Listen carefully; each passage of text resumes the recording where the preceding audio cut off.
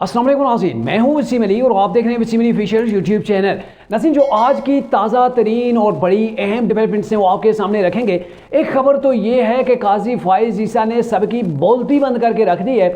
उसी काजी फाइज़ ईसा ने जो चीफ जस्टिस ऑफ पाकिस्तान है, जिनके खिलाफ जो है वो सुप्रीम जुडिशल काउंसिल के अंदर उनके खिलाफ रेफरेंस भेजा गया था, जिनको और उनकी फैमिली को अदालतों के अंदर घसीटा गया था, आज किया काजी फाइज़ ईसा ने स्टेप उठाया, उसके ऊपर बात करेंगे। और जो दूसरी खबर है कि पीपल्स पार्टी अब दोबारा से उसने बलूचिस्तान के ऊपर सियासी हमला किया है और अब पीपल्स पार्टी की स्ट्रेटजी क्या होगी, अब पीपल्स पार्टी असल में जो है वो हासिल क्या करना चाहती है, इसके ऊपर भी बात करेंगे। और जो तीसरी खबर बड़ी अहम खबर है कि इमरान खान को एक बड़ा सरप्राइज दे दिया गया है, ऐसा सरप्राइज कि जिसके बाद इमरान के रोंगटे खड़े हो गए हैं और अब इमरान खान ने भी एक तरह से अपनी हार जो है वो मान ली है। क्या तफसीलात हैं आगे चल के आपके साथ डिस्कस करते हैं, लेकिन उससे पहले हमारी आपसे होगी गुजारिश कि अगर आपने अभी तक हमारे चैनल को सब्सक्राइब नहीं किया तो काइंडली अभी हमारे चैनल को सब्सक्राइब कर लीजिए और बेल आइकन को प्रेस करना मत भूलिएगा।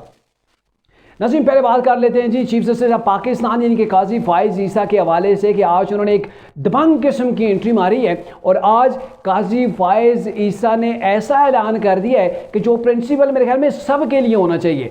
जितने भी बड़े ओहदों के ऊपर लोग बैठे हुए हैं, पाकिस्तान की अभी जो मुआशी सिचुएशन है उसको मद्देनजर रखते हुए उन्हें ये स्टेप उठाना चाहिए और काजी फाइज़ ईसा ने ये स्टेप उठाया है कि 2 लग्जरी गाड़ियां जो कि चीफ जस्टिस ऑफ पाकिस्तान के लिए मुख्तस हैं और लाहौर के अंदर जो मौजूद है, लाहौर के अंदर जहाँ पे ये रेस्ट हाउस है सुप्रीम कोर्ट के चीफ जस्टिस के लिए, तो वहाँ पर ये 2 गाड़ियाँ मौजूद थी और एक गाड़ी की अगर कीमत आपको बताएं तो तकरीबन 6 करोड़ 10 लाख की ये मर्सिडीज गाड़ी थी। इसके वाले से भी चीफ जस्टिस ने ऐलान कर दिया है। और जो दूसरी पंजाब गवर्नमेंट ने उन्हें रिसेंटली मेरे ख्याल में वो एक गाड़ी दी थी और वो गाड़ी है बुलेट प्रूफ, बिल्कुल न्यू जो वो गाड़ी है। और ये दोनों गाड़ियाँ चीफ जस्टिस ऑफ पाकिस्तान काजी फाइज़ ईसा ने कहा जी मुझे इस्तेमाल के लिए नहीं चाहिए, मुझे इनकी कोई ज़रूरत नहीं है, इनको आप सेल करें, इनको नीलाम करें और नीलाम करने के बाद जो इससे आपकी आमदनी हासिल होगी, जो आपको पैसे मिलेंगे, उसको पब्लिक ट्रांसपोर्ट के ऊपर खर्च करें। ये होता है चीफ जस्टिस। ऐसे जस्टिस की पाकिस्तान को ज़रूरत थी जो अपने जो उसे प्रोटोकॉल मिला वो प्रोटोकॉल ना ले रहा हो, जिसे गाड़ियां मिली हो वो गाड़ियां ना ले रहा हो, बल्कि ये कहे कि इन गाड़ियों का मेरे पास जो वो इस्तेमाल के लिए मुझे ज़रूरत नहीं है। और अगर किसी के पास भी ऐसी लग्जरी गाड़ियां मौजूद हैं जो बड़े ओहदों के ऊपर बैठे हुए हैं, इंपोर्टेड किस्म की गाड़ियां जो है वो अपने इस्तेमाल के अंदर रखते हैं गवर्नमेंट के खर्चे के ऊपर, तो बेहतर यही है कि वो लोग पाकिस्तान की मैशत के ऊपर जो बोझ डाल रहे हैं ना वो बोझ ना डालें। ये काजी फाइज़ ईसा ने कहा है। और आज इसी हवाले से जो रजिस्ट्रार सुप्रीम कोर्ट है उन्होंने एक लेटर लिख दिया है और लेटर उन्होंने जो लिखा है कि वो इस लेटर के अंदर यही लिखा गया है कि एक तो ख़त जो है वो काबीना डिवीज़न को भेजा गया है और दूसरा जो चीफ सेक्रेटरी पंजाब है उनको भेजा गया है कि आप इन गाड़ियों को नीलाम करें। मतलब ये सिर्फ बात की हद तक नहीं है कि उन्होंने कह दी मुझे गाड़ियाँ ज़रूरत नहीं है तो आप इन्हें जो है वो नीलाम कर दें। बाकायदा तौर पर इसके हवाले से जो ऑफिशियल्स हैं उनको लेटर लिख दिया गया है कि आप इन गाड़ियों को ले जाएं और जाके इन्हें नीलाम करके आवाम को सहूलियात जो वो प्रोवाइड करें।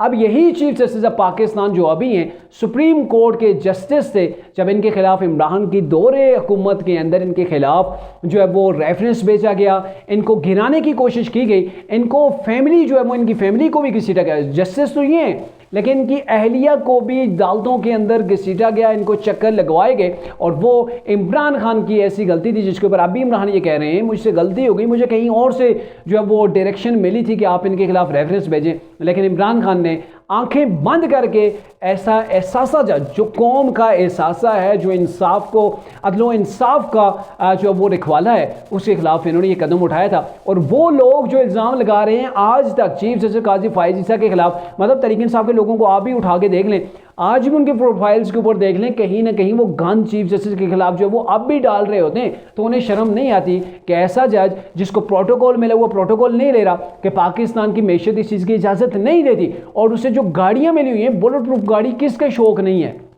कौन सा वो पाकिस्तान का पॉलिटिशियन है या ब्यूरोक्रेसी के अंदर जो बड़े लेवल के ऊपर लोग हैं कि वो इनकार करें हमें प्रोटोकॉल नहीं चाहिए, हमें जो है वो ये लग्जरी गाड़ियाँ नहीं चाहिए। ये सबका ख्वाब होता है जो पाकिस्तान के अंदर लोग हैं इन सबका ये ख्वाब होता है कि उन्हें ऐसी लग्जरी किस्म की गाड़ियां मिलें, प्रोटोकॉल मिलें, उनको तमाम की तमाम जो वो खिदमात गवर्नमेंट के खर्चे के ऊपर लें। तो ये काजी फायज ईसा ने इस चीज़ को रद्द किया है और ये अवाम के लिए स्टेप उठाया। मेरे ख्याल में जितने भी बड़े लोग हैं उन सबको ऐसे स्टेप जो है वो उठाना चाहिए। अब आते हैं जी, इमरान खान को क्या सरप्राइज़ मिला है जी। इमरान खान को सरप्राइज तो पहले ये मिला है कि इमरान के वाले से इस्लामाबाद हाई कोर्ट ने, वो आपको पता है, डायरेक्शन दी थी, हुक्म दिया था कि इनका जुडिशियल कॉम्प्लेक्स के अंदर साइबर केस के अंदर ट्रायल होगा। लेकिन वो ट्रायल अब नहीं होगा क्योंकि ये नोटिफिकेशन जारी हो गया है। वफाकी काबीना ने जो है वो इसकी मंजूरी दे दी है। चूंकि अगर किसी शख्स की जेल के अंदर ट्रायल करना हो ना तो उसके वाले से वफाकी काबीना की मंजूरी चाहिए होती है। तो वफाकी काबीना ने बाकायदा तौर पर ये मंजूरी दे दी है कि इमरान खान का ट्रायल जो है वो जेल के अंदर ही किया जाए, यानी कि अब इमरान खान जेल से बाहर नहीं आ सकेंगे। आज समात थी वो नहीं हो सकी, अब अगली जो ट्रायल की समात उनकी होगी साइबर केस के अंदर वो अडियाला जेल के अंदर होगी। और सिर्फ तरीके इंसाफ के चेयरमैन जो साबका थे इमरान उन्हीं की नहीं बल्कि शाह महमूद कुरैशी की भी समात जो वो जेल के अंदर होगी। इट्स मीन के इमरान खान को जेल से बाहर नहीं आने दिया जाएगा। और अब दीगर जो केसेस हैं मेरे ख्याल में बहुत जल्द उनके हवाले से भी नोटिफिकेशन जारी हो सकते हैं कि इमरान खान के जो दीगर केसेस हैं वो भी सब के सब जो है वो पहले से जारी हैं। लेकिन काबीना डिवीजन मेरे ख्याल में इसकी बाकायदा तौर पर मंजूरी भी दे दी कि उनका भी ट्रायल जो है वो जेल के अंदर ही होना चाहिए। तो इमरान खान, आप ये समझ सकते हैं कि लंबे अरसे तक उनके जेल के अंदर रहने का बंदोबस्त कर लिया है। और यहाँ पे एक अपॉर्चुनिटी भी है इमरान खान के लिए कि अगर इमरान खान सब्र व तहम्मुल से काम लेते हैं, कोई जल्दबाजी नहीं करते, साल, 1.5 साल, 2 साल अगर जेल के अंदर लगा जाते हैं, जैसे आसिफ अली जरदारी कई साल तक जो वो जेल के अंदर रहे और फिर जब जेल से निकले तो वो आसिफ अली जरदारी निकला जो सियासत का आप उसे किंग मेकर कह सकते हैं। यानी कि पिछला जो अदम एतमाद था उसका सेहरा अगर जाता है किसी के सर तो उसकी जो तमाम के तमाम जो सेहरा है वो किसी हद तक आप कह सकते हैं कि वो आसिफ अली जरदारी के ऊपर जाता है कि उन्हीं ने सबको मिलाया, सबको बैठाया, सबको एक नुक्ते के ऊपर मरकूज किया और फिर इमरान की गवर्नमेंट को चलता किया। तो इमरान खान भी अगर जेल के अंदर रहते हैं, उसको बर्दाश्त करते हैं, अगर उनकी इतनी कैपेसिटी है तो फिर जहाँ पे इमरान के पास और कुछ टैलेंट्स हैं यहाँ जेल के अंदर रह के वो एक्सपीरियंस भी हासिल कर सकते हैं। तो मेरे ख्याल में वो एक मजबूत किस्म के सियासतदान बन के बाहर आ सकते हैं। चूंकि किसी को आप लाइफ टाइम के लिए जेल के अंदर ऐसे लीडर को नहीं डाल सकते। लेकिन यहाँ पे ये है कि तरीके साहब थोड़ी सी जल्दबाजी कर जाती है। इमरान ने 9 मई का वाक़या भी वो जल्दबाजी के अंदर ही किया।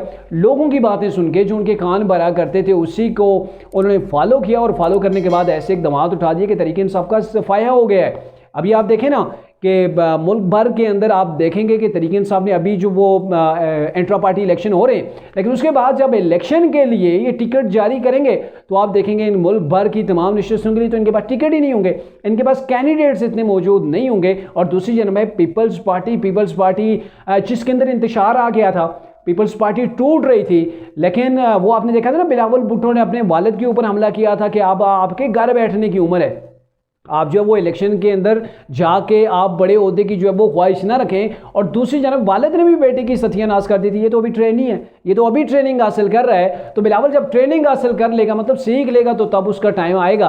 तो बाप बेटे ने एक दूसरे की सियासत के ऊपर जो है वो तेज़ खिलाड़ियों से, एक होता है ना वो हल्की फुल्की खिलाड़ी नहीं, बिल्कुल तेज़ खिलाड़ियों के बाहर किए थे। फिर उसके बाद फैमिली को बैठना पड़ गया दुबई के अंदर, और दुबई के अंदर बैठना जो है वो इनके लिए मेरे ख्याल में काफ़ी बेहतर रहा। और उसके बाद अब एक नई स्ट्रेटजी के साथ बाप बेटा दोनों बलूचिस्तान की सियासत के ऊपर हमला आवर हैं। और अभी बलूचिस्तान के अंदर जहाँ से मियाँ साहब आए थे, अब वहाँ पर जो है वो कुछ लोगों को, बड़े बड़े नाम भी हैं पीपल्स पार्टी जिनको अपनी पार्टी के अंदर जो है वो लेके आ रही है, तो कुछ लोगों के नाम सामने आए हैं। और पीपल्स पार्टी के जो चेयरमैन है बिलावल भुट्टो, अभी तक उनकी वही स्ट्रेटजी है, उसी तरीके से वो बयान दे रहे हैं। और उनकी ये जो बयानबाजी है, बाप बेटा दोनों सियासत के मैदान के अंदर मौजूद हैं, जो बयानबाजी चल रही है इसकी भी एक बड़ी खास वजह है। और अगर आपको बताएं वो वजह, तो वो ये है कि पीपल्स पार्टी ये चाहती है कि ये बयानात के ज़रिए से, ये थोड़ी सी पोलिटिकल एक्टिविटीज़ के ज़रिए से, जलसों जुलूसों के ज़रिए से प्रेशर डाला जाए ताकतवर हलकों के ऊपर।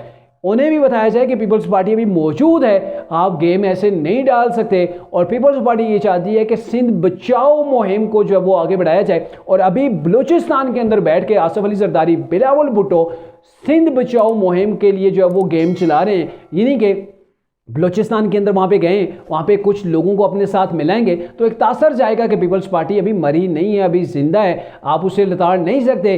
तो ये मैसेज दिया जा रहा है ताकि सिंध के अंदर लोगों को बाज रखा जाए जो पीपल्स पार्टी के लिए खतरा बन गए। आपने देखा था ना नून लीग के साथ कैसे जो है वो सिंध के अंदर जैसे ही इन्होंने बशीर मेमन को जो है वो सदर बनाया है सिंध का, तो वहाँ से उनके साथ बहुत से लोग आ रहे हैं, बहुत से लोगों के राब्ते भी हैं। अभी नवाज शरीफ साहब जब जाएंगे तो ज़ाहिर है बड़े ऐलानात भी हो सकते हैं, लेकिन ये है कि उन तमाम चीज़ों का इज़ाला करने के लिए, तमाम चीज़ों को कंट्रोल करने के लिए आसिफ अली जरदारी ने थोड़ी सी निज़ामती सियासत का जो वो टारगेट बिलावल को एटलीस्ट जो वो दे दिया है कि आप जिस पॉइंट ऑफ व्यू के साथ सियासत करना चाहते हैं, जो आप जिस तरीके से जलसे जुलूस करना चाह रहे हैं आप करें। असल मोटिव ये है कि सिंध को बचाया जाए। पीपल्स पार्टी को खतरात लाख हो गए हैं कि उन्हें सिंध से भी चलता ना किया जाए।